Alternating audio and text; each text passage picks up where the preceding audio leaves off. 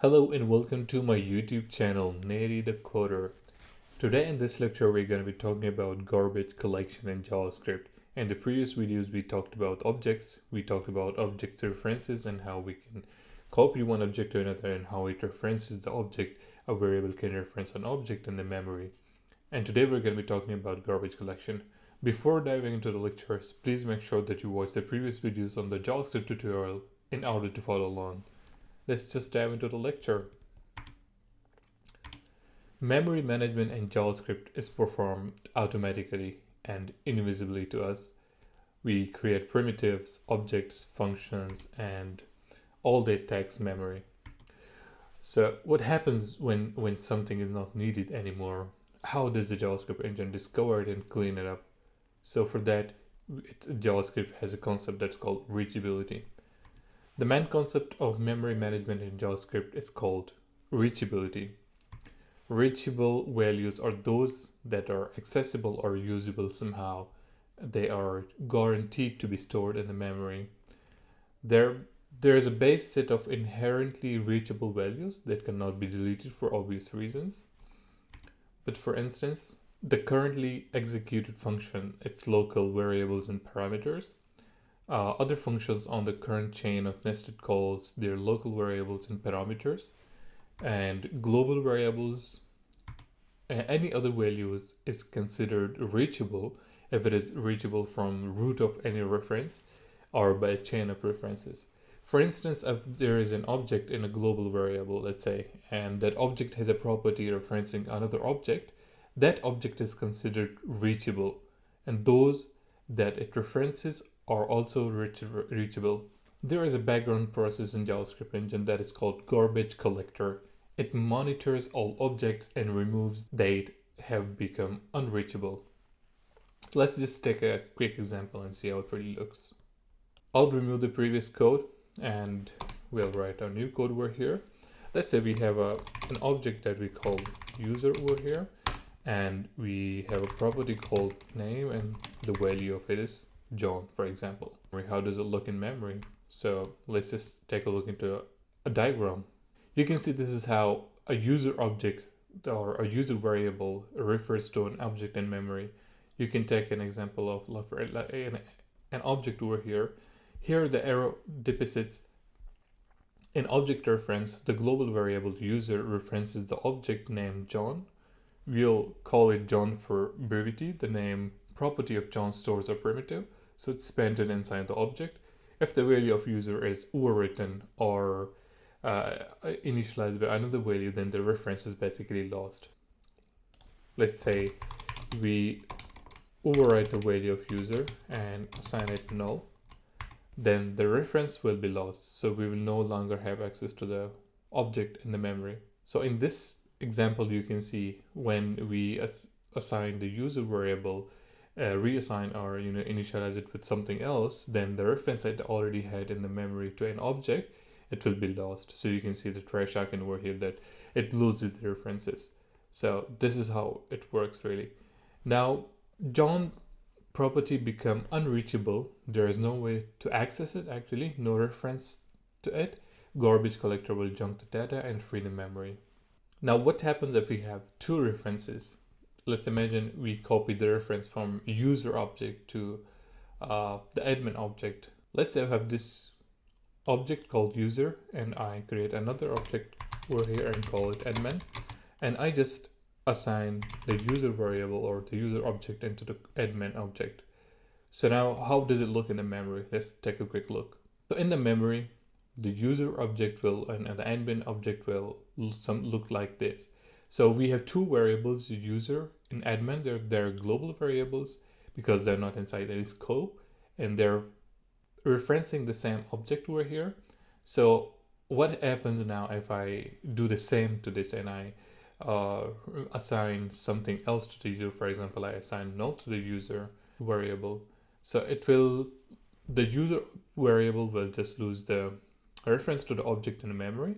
Let's say if we do something like user equals null, then only the user object will lose the reference to this object. And since we still have access to the user object, via the admin object or the admin variable, the object will still reside in the memory and it will not be removed. So unless we do something like admin equal null as well, then the reference to this object will be lost and it will be garbage collected. Now, what happens now when we have a more complex object? And let's just take a more complex example and talk about it. I'll just get rid of the old code. Let's say we have a function that's name is Mary, and then I'm passing two variables over here. Another one is woman, and then I am initializing or adding another property to each of these parameters. So for example, woman.husband is equal to man, and man.wife equals woman. All right, and then return father should be the main, and then sorry, we'll just add a comma, and mother will be the woman. So what this function does actually, it takes two arguments, and one is main and the other is woman, and we are adding some properties over here that says that okay, woman.husband should be the main and woman.wife should be the woman, and man.wife should be the woman, and then we return as father and mother, and it will be the man and the woman. So basically the functions marries two objects or marries two people. So we can just pass simply two names to the marry function, and we'll see how it really works. So let's say we call this function and we pass some values to it. Let's say we have called this function and we're passing objects. We are not passing any primitives, but we're passing objects. For example, the first name is John, and we'll pass another object as a parameter and we'll name it Anna.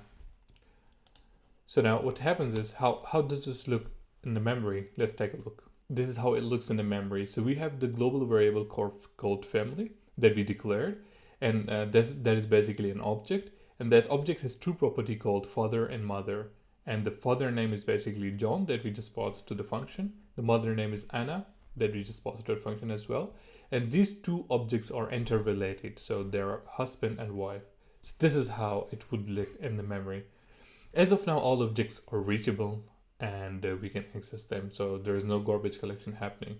Let's just remove two references from this diagram. Let's say we do delete family dot father, let's say, and then we delete family dot mother dot husband. So here we deleted two properties. So the family father, we got rid of this, we deleted this property, and then we came all the way to the bottom to the husband. So family.mother.husband. So it will no longer have access to, so from here, from the family object, we'll no longer have access to the father object, and even from the mother side, we don't have access to the father object. Since these two ingoing references are deleted, the outgoing references doesn't really matter. So if we delete both of them, then we can see that John has no incoming references anymore. So the outgoing references do not matter. All the incoming ones can make an object reachable. So John is now unreachable and will be removed from the memory with all its data that also became inaccessible. And after the garbage collection, the family object will look something like this, because we got rid of the father object. So now we have the family object, and it is basically just Anna. It is possible that the whole island of interlinked objects become unreachable and is removed from the memory. So what does it mean is, for example, let's say we have this family object, and what if we just lose the reference to this and assign null to the family variable? Then we lose reference to the whole object, the whole family object. So we no longer have access to the father or mother, or the interrelated connections or references to each of the objects. So it doesn't matter if these objects are interconnected, but if it doesn't have any connection to the root variable or the root object, then the object in the memory will be garbage collected. Now let's talk about the internal algorithm. The basic garbage collection algorithm is called mark and sweep algorithm. So we have different garbage collection steps that are regularly performed. The garbage collector tracks roots and marks or remember them. Then it visits and marks all references for them. Then it visits marked objects and marks their references. All visited objects are remembered so as not to visit the same object twice in the future.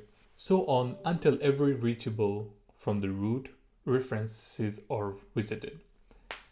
All objects except marked ones are removed. We can also imagine the process as spilling a huge bucket of paint from the roots that flows through all references and marks all reachable objects. The unmarked ones are then removed. There is a concept of how garbage collection works. That is basically the concept of how garbage collection works. JavaScript engines apply many optimizations to make it run faster and not introduce any delays in the code execution. We'll discuss some of the optimization like generational collection. We'll talk about incremental collection. We'll talk about idle time collection. So in generational collection, objects are split into two sets, new ones and old ones. In typical code, many objects have a short lifespan and they appear, do their job, and then die faster. So it makes sense to track new objects and clear the memory from them if that's the case. Those that survive for long enough become old and are examined less often. In the incremental collection, if there are many objects and we try to walk and mark the whole object set at once, it may take some time and introduce visible delays in the execution.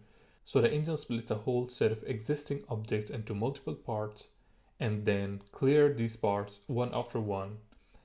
There are many small garbage collections instead of a total one that requires some extra bookkeeping between them to track changes, but we get many tiny delays instead of a big one.